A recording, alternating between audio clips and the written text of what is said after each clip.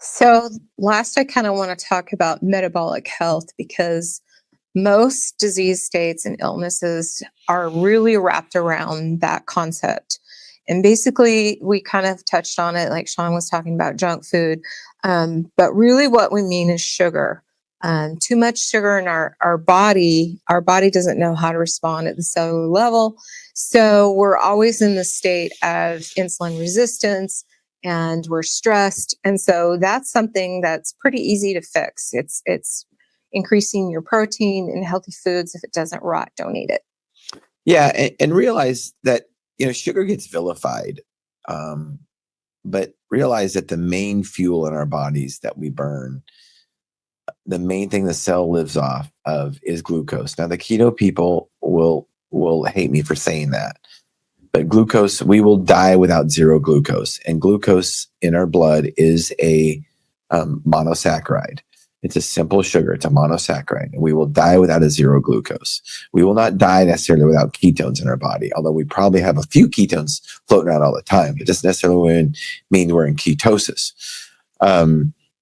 So sugar gets vilified, and I think it's partly because we do eat too much of it, and usually it's in a processed form in a box, and that can be a big problem. But sugar is in all plants have sugar. It's just basically the way photosynthesis works. It creates carbohydrates, so humans can't eat them.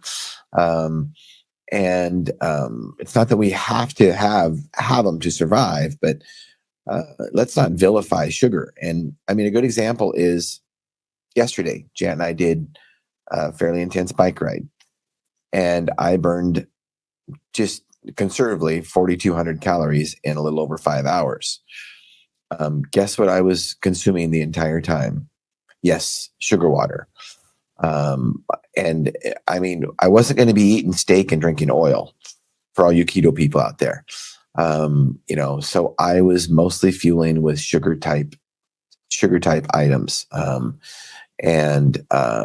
That doesn't necessarily mean that I'm not metabolically healthy because I was eating a lot of sugar, because I was burning it. Does that mean I drink sugar water on the days that I don't have rides like that? No, I don't. I mean, the only time I drink sugar water like that is when I have a race and, longer intensities and longer durations.